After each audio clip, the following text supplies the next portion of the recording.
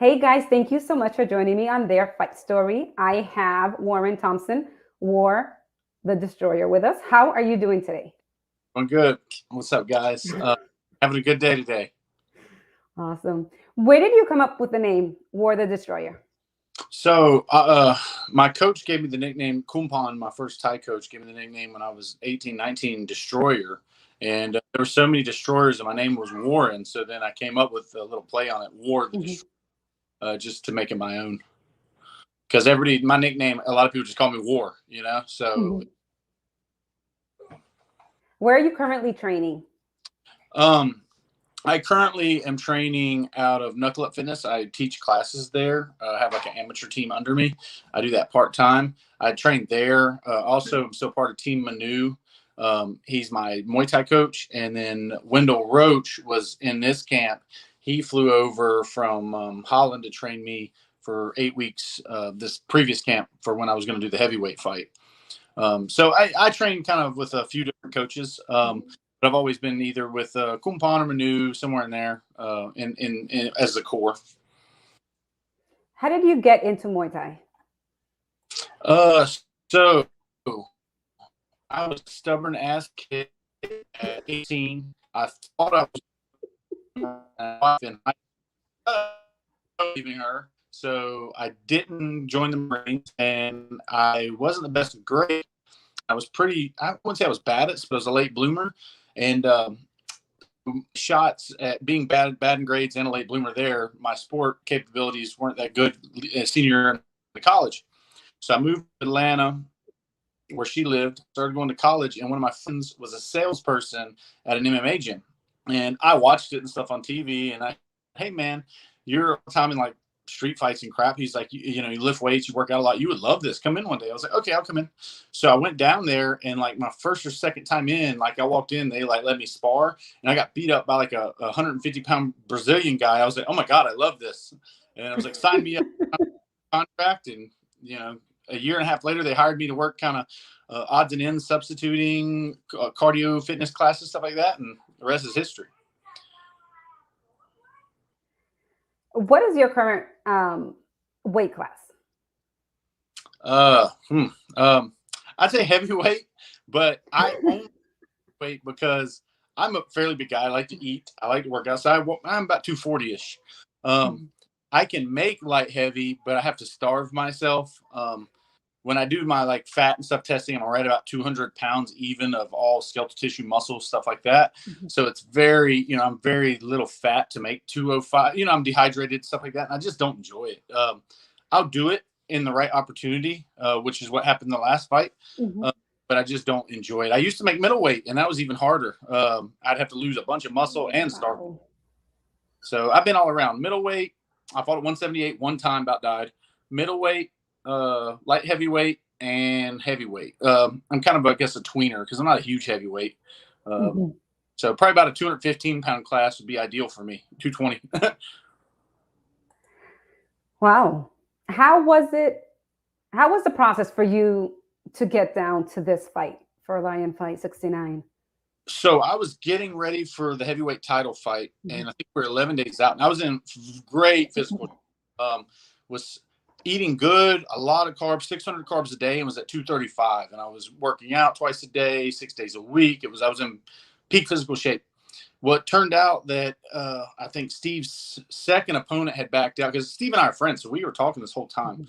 Mhm. Lennon Knowles had backed out because he had just had a fight, and I think he got a cut, and his trainer got something wrong with him or something, so he couldn't fight this fight. Had to push it back.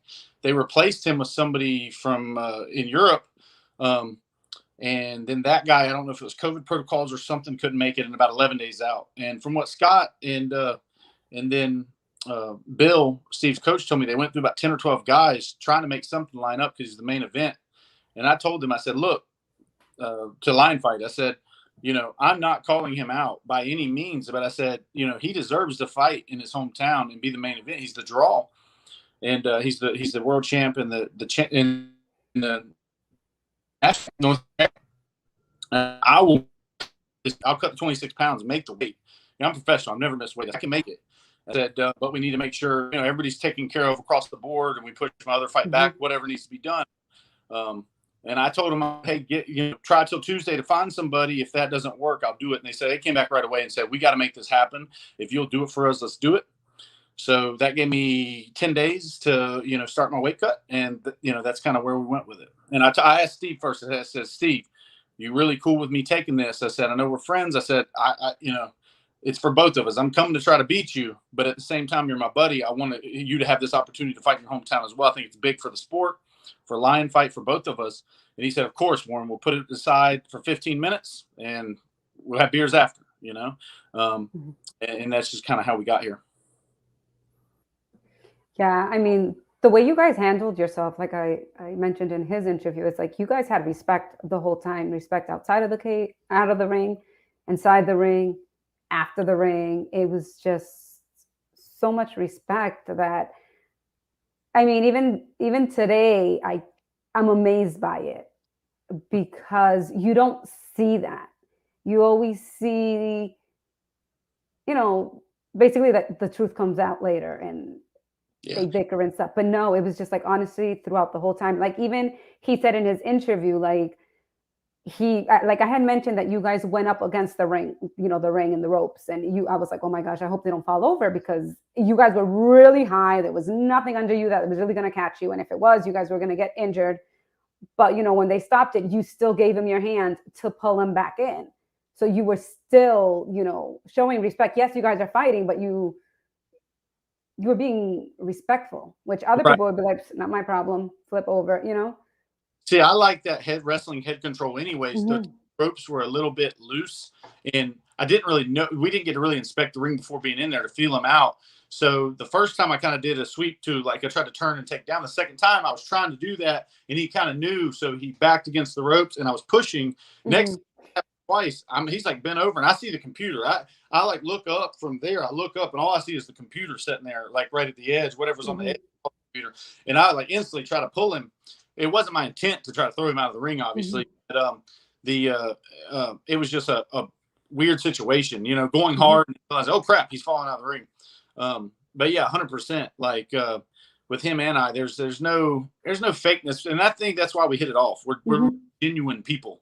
I went in, I gave him my best shot. He beat me up. It is what it is. It's like, there's no reason to be upset or make an excuse about that. He got the very best me there was that night, and I didn't have anything for him. Simple as that. He said he needed to stay away from your power punch. He goes, nope, if he would have landed that, he would have knocked me out. He goes, I knew going in, I needed to stay away from it. It is very difficult to and here's the thing. I fought a lot of good people in many organizations. He is by far the best I've fought in an awkward, unorthodox way. And this is meaning good. So dynamic, offensively and defensively.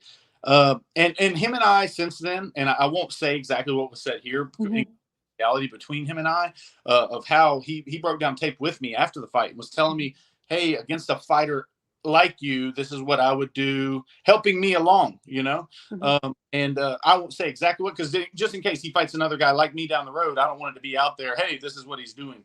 They have to figure that out for themselves. But I've never honestly had an opponent really hit me up and go through that with me, and that was big. And just like you're saying, there is no fakeness to his respect.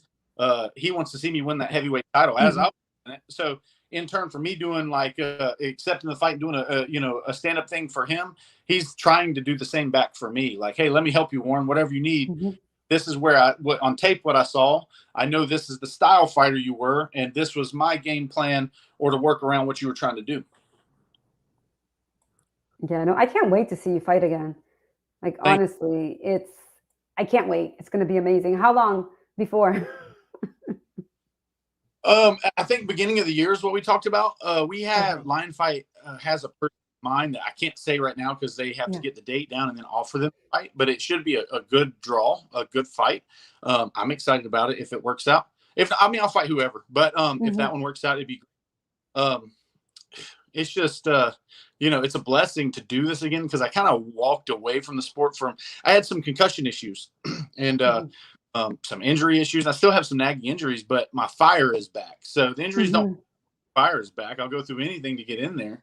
And I'm just in a blessed position. I think I changed my ways as a person, as a husband, as a Mhm. father. And for the most part, that's showing in the ring too. Like, my fight versus Cody East, I was an underdog, and I showed, hey, I belong here. And against Steve, it was about, to me, obviously I wanted to win. I believed in Mhm. myself, but I gained a lot of respect from people to be able to push his pace a little bit, come after him, not walk backwards. Because when you give him space, you saw what he does. He knocks Mhm. people very fast and very explosively. So I hate to say a moral victory from that, but at least I was able to bring some fight. Mhm. And I'm proud that I didn't back away from a fight. Of course, you guys both did an amazing job in the ring. The way you guys both handled yourself, the way you guys executed every technique, every single part. Like you could totally see the art in Muay Thai while you guys were fighting, as well as the respect that Right. you guys had. So it wasn't like I'm gonna go easy on you and you're gonna go easy on me. No, we both respect each other, and because we do, we're gonna give it our all. And it was just beautiful. Like I Thank kind of wanted it for it to keep going. Even though I was in an uncomfortable position taking pictures, I really wanted. It was just beautiful the way everything happened and everything came together. It was just you guys demonstrated the beauty of Muay Thai when you guys were in the ring. You know what? I told the ref that, and so the elbow is what really stunned me. It hit me right under the orbital. This side right still hurts if I push it. It feels like I'm biting something cold in my teeth. It's weird. Okay. But that's what dropped me, and it made my legs go away. So I got up, and I'm like, "What in the hell is going on?" And then the double. At that point, the first time the whole fight, now that I watched the tape, I took a step backwards. And when I stepped backwards, that enables him to really wind up that kick. Mm. He hit it twice, and I just had no. It didn't. I had my hand up, thank God, but it just pushed me over. My leg Mhm. was still gone, and I thought the ref was counting. It was actually me in my head. I'm like, "All right, at 5, stand up," because like I look over and the ref's hands on my back. I said, "You stop the fight?" He said, "Yeah, you're done." I said, "Yes, sir." I mean, I'm not going to argue it. I was going to try to get back up, but my legs were toast at that point. That elbow was on point. I knew I lost the third round pretty bad. The first round was good. The second round, he was coming along now, figuring out what I was doing. The third, he really put it on me. Like I slowed a step in the pressure, and then when he's on the outside, he started his leg feint. You saw it Yes. bouncing in the third. I said, "Oh shit." Because you know what's coming. It's like 10 different things. And then the fourth, I asked the corner, I said, I was good up until then, until I started really thinking. And then when I stopped breathing, I said, "What round is this?" And they said, "Going into 4." I said, "Oh, God, okay, I got to pick it up." So as soon as it went, I tried to put him in that corner and pressure. And I was throwing hands hard. He came right up with an elbow. And I didn't know what hit me. I just knew I was on my back. And it was Yeah. felt like, just fast and hard. And I just tried to stand up and my legs were gone. Oh, wow. It What was was your whole? incredible performance. I mean, that Boston crowd, was that not electric? Holy Yeah. cow! I've never fought in a venue. I've fought in Madison Square, Sears Center Arena, Thailand. I have not fought in a venue that was that electric. Like Boston should be proud of that. Like, that was great. Yeah, you will always get that here in Boston. That was incredible, incredible. Yeah. Yes. And then we always show respect. Yeah, like I think a lot of fans in different fan bases get like a bad rap or this, that, and the other. And some of the people there with me were worried about it. I said, "Guys, I said, as long as you treat people with respect, you're Mhm. So normally if fans are being like that, it's generally because the other side is an asshole. Like, so you kind of get what you put in. Yeah. But everybody was great to me before the fight, during the fight, after the fight. I had people 2 or 3 days before walking up to me on the street, like thanking me for taking the fight. Hey, you're fighting Steven. He's from here, childhood friend, whatever. Want to take a picture with me? Everybody was great, 100%. I didn't meet one bad person the whole time. Yeah. No. You you came into this walking with respect. Mhm. That's exactly what you're gonna get is respect from other people. Yeah. And I think that's where you see the good in people in this Mhm. sport. MMA, that's kind of part of why I was successful in MMA. I turned down a Bellator contract after the Ultimate Fighter to pursue kickboxing and Muay Thai because that's my love. I had some back issues, knee issues too that factored into that. But Mhm. and it's a lot of fake bravado in MMA and animosity. And you have a little bit of that in Muay Thai, but not to the same extent. Mhm.